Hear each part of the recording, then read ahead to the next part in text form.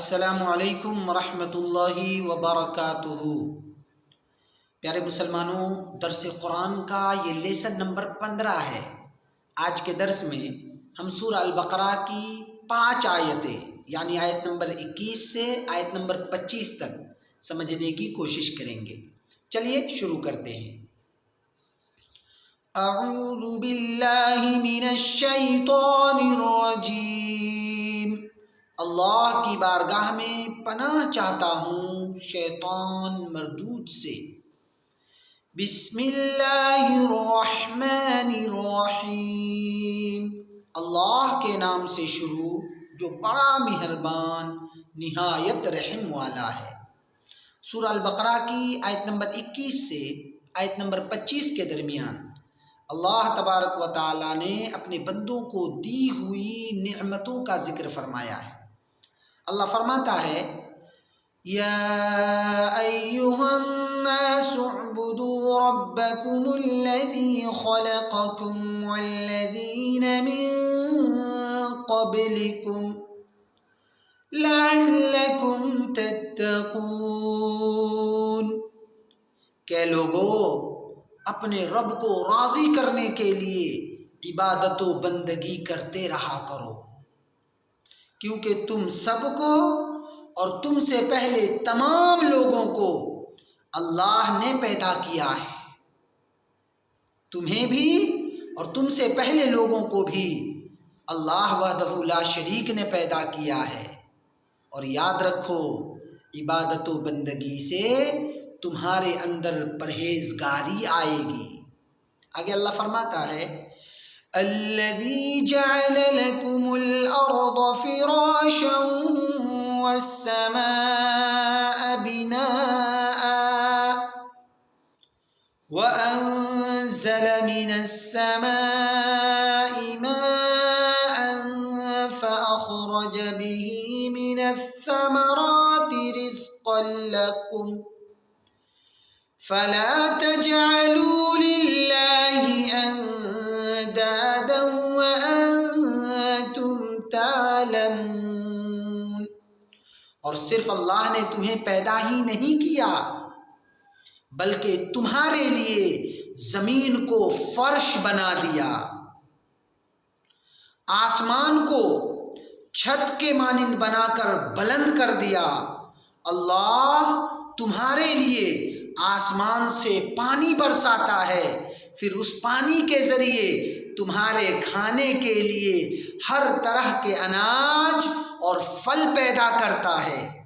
اس لیے کبھی بھی اللہ کے علاوہ کسی اور کی پرستش نہ کرنا، اللہ کے علاوہ کسی اور کی عبادت نہ کرنا، کیونکہ تم خود بھی جانتے ہو کہ عبادت و بندگی کے لائق صرف اللہ وحدہ لا شریک کی ذات ہے۔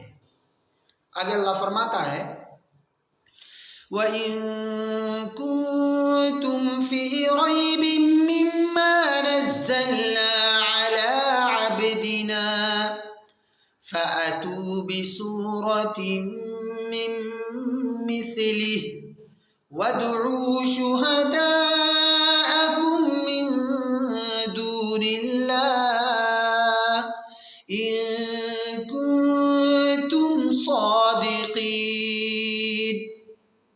کہ لوگو اگر تم میں سے کسی کو بھی قرآن کریم کی صداقت پر قرآن کریم کی صداقت پر ذرہ برابر بھی شک ہو تو اللہ کا چیلنج عام ہے، اللہ کا صاف اعلان ہے کہ اگر تم اپنے دعوے میں سچے ہو تو قرآن کریم کے سورتوں جیسی کوئی ایک سورت بنا کر لے آؤ۔ اکیلے نہیں بنا سکتے تو اور لوگوں کو مدد کے لیے بلا لو اور ایک سورت بنا کر دکھا دو۔ اللہ فرماتا ہے، فَإِن لَّمْ تَفْعَلُوا وَلَن تَفْعَلُوا فَاتَّقُوا النَّارَ الَّتِي وَقُودُهَا النَّاسُ وَالْحِجَارَةُ اعدت للکافرین۔ اگر تم قرآن جیسی کوئی صورت نہ بنا سکے، اور اللہ فرماتا ہے کہ میرا دعویٰ ہے تم بنا بھی نہیں سکتے، ہرگز نہیں بنا سکتے، تو ڈرو جہنم کے اس آگ سے جس کا ایندھن دشمنان اسلام اور وہ پتھر ہیں جن کی پرستش کی جاتی ہے، جن کو پوجا جاتا ہے۔ اور یاد رکھو جہنم دشمنان اسلام کے لیے تیار کی گئی ہے۔ اللہ فرماتا ہے وَبَشِّرِ الَّذِينَ آمَنُوا وَعَمِلُوا الصَّالِحَاتِ أَنَّ لَهُمْ جَنَّاتٍ تَجْرِي مِن تَحْتِهَا الْأَنْهَارُ كُلَّمَا رُزِقُوا مِنْهَا مِن ثَمَرَةٍ رِزْقًا قَالُوا هَذَا الَّذِي رُزِقْنَا مِن قَبْلُ وَأُتُوا بِهِ مُتَشَابِهًا وَلَهُمْ فِيهَا أَزْوَاجٌ مُطَهَّرَةٌ وَهُمْ فِيهَا خَالِدُونَ۔ اور خوشخبری ہے ان تمام لوگوں کے لیے جو ایمان قبول کیے اور ساتھ میں اعمال صالحہ بھی کرتے رہے۔ ایسے تمام لوگوں کو قیامت کے دن جنت کا ایسا باغ عطا کیا جائے گا جس کے نیچے سے نہریں بہہ رہی ہوگی۔ اور جب ان لوگوں کو جنت کے باغوں میں سے جنتی پھل کھانے کو دیا جائے گا تو اس پھل کو دیکھ کر یہ لوگ کہنے لگیں گے یہ پھل تو جانا پہچانا لگتا ہے، ایسا ہی پھل ہم دنیا میں بھی کھایا کرتے تھے۔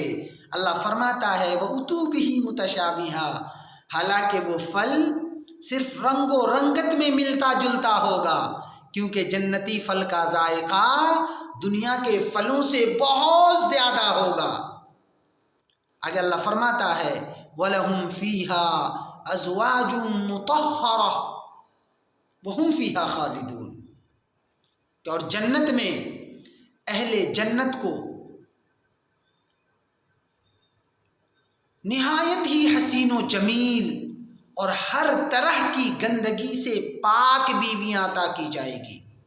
اور جنت میں اہل جنت کو نہایت ہی حسین و جمیل اور ہر طرح کی گندگی سے پاک بیویاں عطا کی جائے گی، اور جو جنت میں داخل ہو گئے وہ ہمیشہ جنت میں ہی رہیں گے، کبھی نکالے نہیں جائیں گے۔ صدق اللہ